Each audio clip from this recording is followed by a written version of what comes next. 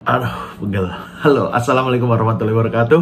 Kembali lagi di konten Bukdoh, dan hari ini saya pengen ngasih tahu gimana caranya jadi seorang pemimpin. Padahal saya aja belum benar ya. Iya, saya belum benar, makanya saya baca buku gitu kan. Ini bukunya ditulis sama Kevin Kruse yang berjudul Great Leaders Have No Rules. Kira-kira apa aja sih prinsip-prinsip untuk menjadi seorang pemimpin menurut dia?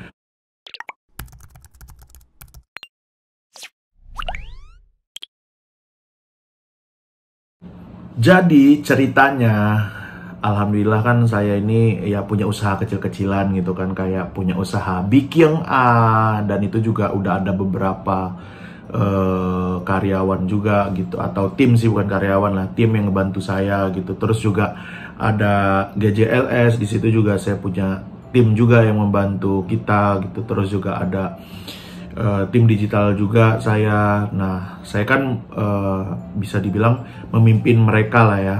Nah, saya tuh suka kebingungan gimana sih caranya gitu. Walaupun dari dulu juga sudah mungkin udah ada belajarnya dari OSIS, dari kegiatan-kegiatan kampus, tapi kayaknya belum begitu banyak lah pengalaman-pengalaman yang sudah saya lalui gitu. Makanya salah satu caranya adalah dengan mencari tahu di buku gitu. Dan saya waktu itu lagi ke toko buku gitu ya, yang toko buku terkenal sekali, dan nemulah sebuah buku berjudul Great Leaders Have No Rules. Nah, ini buku ini ceritain tentang prinsip-prinsip untuk jadi pemimpin sih. Nah, jadi langsung aja kita bedah ya satu persatu apa aja prinsip-prinsipnya. Yang pertama, tutup kebijakan pintu terbuka. Ini maksudnya apa? Jadi kita tuh nggak harus ngebuka akses kita gitu ke tim kita gitu setiap waktu gitu, setiap saat. Jadi kalau di buku itu sih memang kita harus menyempatkan waktu gitu, di misalnya di satu minggu itu dalam satu hari menyempatkan waktu ya memang beberapa jam gitu mungkin untuk sharing sama tim kita. Jadi di satu minggu itu kita kayak nyisihin waktu gitu yang memang kita fokusin, emang bener-bener kayak kita dengerin apa curhatan dari karyawan gitu, apa keluhan-keluhannya. Nggak setiap waktu kita bisa orang-orang tuh nanya ke kita, bukan maksudnya untuk sombong atau apa gitu ya, karena biar kita tuh nggak, misalnya lagi ngerjain ini ke distract, ngerjain ini ke distract gitu, jadinya malah gak ada kerjaan yang selesai. Nah, kenapa ini juga penting gitu, biar kita tuh ngasih kepercayaan sama tim kita gitu. Jadi mereka juga berhak memutuskan gitu apa yang mereka percayai gitu dari kerjaan-kerjaan mereka. Nah, kita juga jadi lebih konsentrasi untuk pekerjaan-pekerjaan yang memang membutuhkan konsentrasi yang sangat tinggi gitu, seperti memahat batu kali gitu kan, itu butuh konsentrasi yang sangat tinggi gitu kan. Nah, memang kita nggak harus selalu membuka diri gitu untuk pertanyaan-pertanyaan, apalagi kadang-kadang kan pertanyaan-pertanyaannya yang remeh lah, yang sebenarnya itu bisa dipikirin dulu sendiri atau bisa cari tahu sendiri. Terus yang kedua adalah matikan ponsel Anda. Ini juga buat timnya ini penting banget sih, matikan ponsel nih. Jadi kadang-kadang kan itu ya, ponsel itu sangat mendistract sekali gitu kan. Kalau misalnya kita lagi meeting gitu, tiba-tiba ada yang bunyi handphonenya, itu kan mengganggu sekali ya. Terus juga kalau misalnya kita lagi kerja, lagi fokus, terus tiba-tiba handphone bunyi juga kan jadi mengganggu. Yang ketiga adalah bebaskan diri Anda dari aturan-aturan yang nggak penting gitu. Jadi kalau misalnya teman-teman punya tim atau misalnya punya perusahaan kecil-kecilan, usaha kecil-kecilan, jangan suka bikin aturan-aturan yang tidak terlalu penting.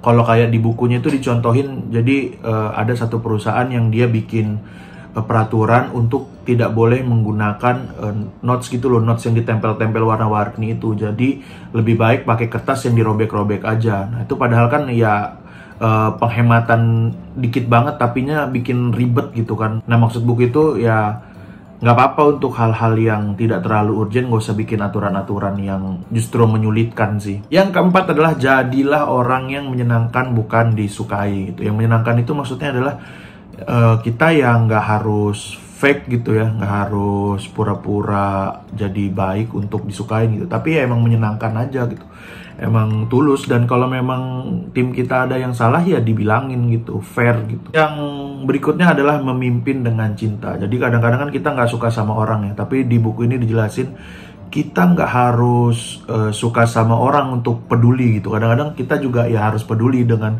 orang-orang yang memang tidak kita suka di tim kita gitu. Dari kepedulian itu bakal bikin orang tuh ngerasa wah berempati gitu. Dari empati itu juga orang akan jadi semakin loyal. Berikutnya adalah penuhi kalender Anda. Nah ini juga saya tertarik banget sih dengan satu bab yang ini. Ini baju ngapa turun-turun sih.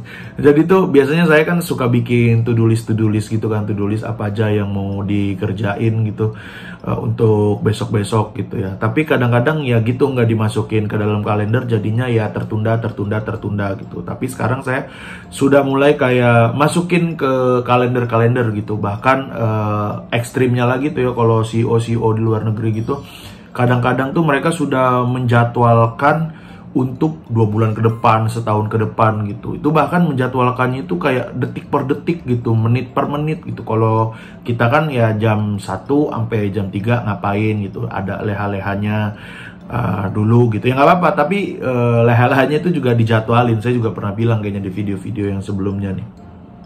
Ajaran yang bagus sekali sih, jadi nggak sia-sia gitu. Termasuk ya itu tadi, liburan kita masukin juga di dalam kalender. Terus juga waktu kosong kita misalnya baca buku juga itu kita masukin di dalam kalender. Olahraga, mengaji, mengulum kuping sendiri. Nah itu semua pokoknya dimasukin lah ya di jadwal kalender kita. Nah, video ini emang cuma pendek doang ya, segini ya. Ini saya juga coba share apa yang saya tangkep dari bukunya gitu ya.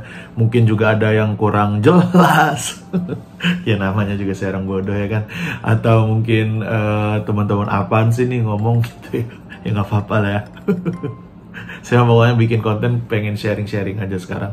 Nah, sebenarnya masih ada 4 prinsip lagi nih teman-teman. Tapi kalau misalnya saya kasih tahu semua di sini, jadinya teman-teman tidak membaca bukunya dong. Jadi kalau misalnya kamu pengen tahu prinsip-prinsip yang lainnya, kamu langsung aja cari bukunya, terus dibaca, terus dicatat, juga diterapin ya. Dan saya juga ini pengingat nih ya buat saya biar menerapkan apa yang disampaikan di bukunya Kevin Kruse ini. Jadi nggak cuma untuk dibaca-baca doang. Yang paling sulit dari membaca adalah menerapkan ilmu kita itu di kehidupan sehari-hari gitu.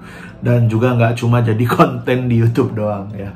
Ya udah kalau gitu, terima kasih ya teman-teman sudah menonton video Bookdoh kali ini. Mungkin singkat saja videonya, tapi semoga insya Allah bisa bermanfaat buat teman-teman semua. Kalau gitu terima kasih sudah menonton. Wassalamualaikum warahmatullahi wabarakatuh.